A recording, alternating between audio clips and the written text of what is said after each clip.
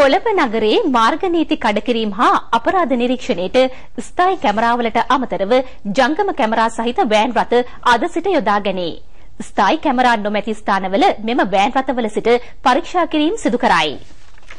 කොළඹ නගරයේ මහා මාර්ගවල රිය අනතුරු මාර්ග නීති උල්ලංඝනය කිරීම සහ විවිධ අපරාධ නිරීක්ෂණයට CCTV හෙවත් සූක්ෂම ආරක්ෂක කැමරා සවිකිරීම 2010 වසරේ දෙසැම්බර් මාසයේ ආරම්භ කෙරිණ.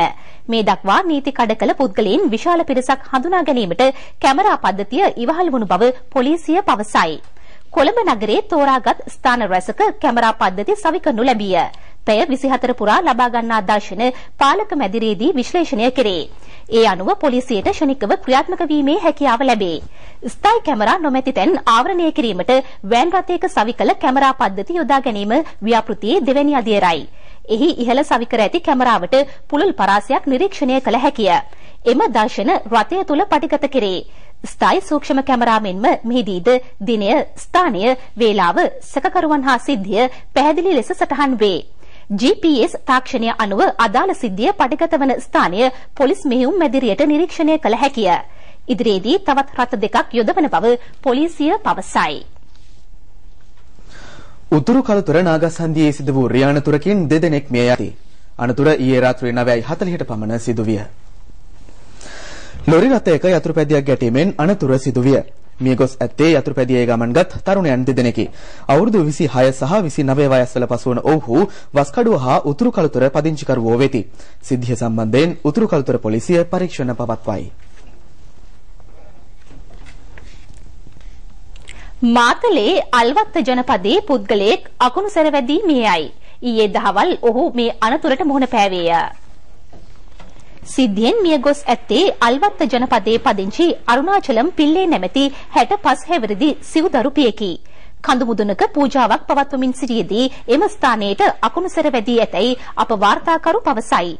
සිහිසුන්ව ඇද වැටුණු පුද්ගලයා මාතලේ දිස්ත්‍රික් රෝහලට ඇතුළත් කිරීමෙන් පසු මිය ගියේය.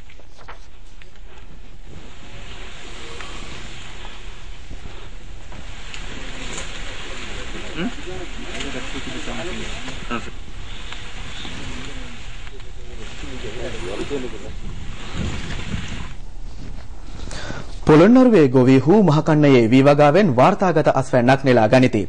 වී බුසලකින් බුසල් 80ත් 90ත් අතර ප්‍රමාණයක් ලැබී ඇතැයි ගොවීහු පවසති. දිස්ත්‍රික්කයේ කුඹුරු හෙක්ටයාර 63000ක පමණ මෙවර වීවගා කෙරිණ.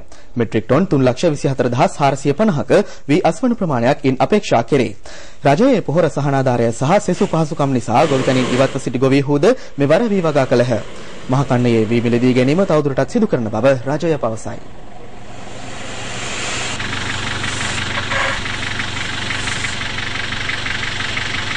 මාස් කන්නේ සඳහා කුඹුරු අක්කර හෙක්ටයාර් 63000කට ආසන්න ප්‍රමාණයක් දැනටමත් පොහොර සහනාධාරය දීලා තිබෙනවා.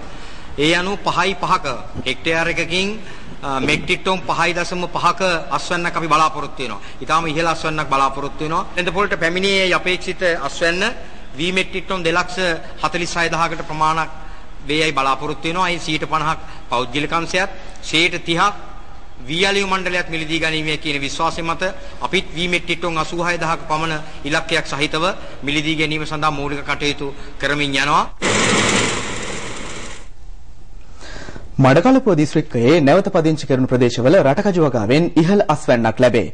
අක්කර 1900ක රටකජු වගා කර ඇත. ත්‍රස්තවාදී තරජන පැවති වාකරේ චෙන්කලඩි කරදියනාරු කිරාන් වවුනතිව ඇතුළු ප්‍රදේශ රැසක ජනතාව කෘෂිකර්මාන්තයෙන් ඉවත්ව සිටියහ. සාමය උදාවීමත් සමග ගොවීහු සිය වගාබිම් යලි අස්වැද්දූහ. අක්කර 1900ක රටකජු වගා කිරීමට අනුග්‍රහය දක්වන ලද්දේ ආර්ථික සංවර්ධන අමාත්‍යාංශය විසිනි. රටකජු කිලෝවක් රුපියල් 200කට අලෙවි කෙරේ.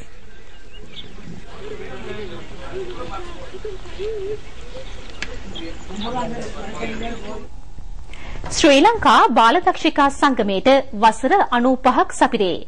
ඒ නිමිත්තෙන් සංවිධානය කෙරුණු 5 දින කඳවුරක් පොළොන්නරුව රාජකීය මධ්‍ය මහා විද්‍යාලයේ මේ දිනවල පැවැත්වේ. කඳවුර ඊයේ ආරම්භ කෙරිණ. සියලු පළාත් නියෝජනය කරමින් බාලදක්ෂිකාවෝ 1200 දෙනෙක් ඊට සහභාගී වී සිටිති. එකමුතුකම සාමූහිකත්වය කුඩා කණ්ඩායම් ලෙස ක්‍රියා කිරීම අභියෝග ජය ගැනීම සහ අත්දැකීම් බහුල කර ගැනීම යන අරමුණින් කඳවුර පැවැත්වේ. ශ්‍රී ලංකා බාලදක්ෂිකා සංගමේ අධ්‍යක්ෂ මදුරලතා රබුක්පත මහත්මියගේ මූලිකත්වයෙන් කඳවුර සංවිධානය කෙරිණ.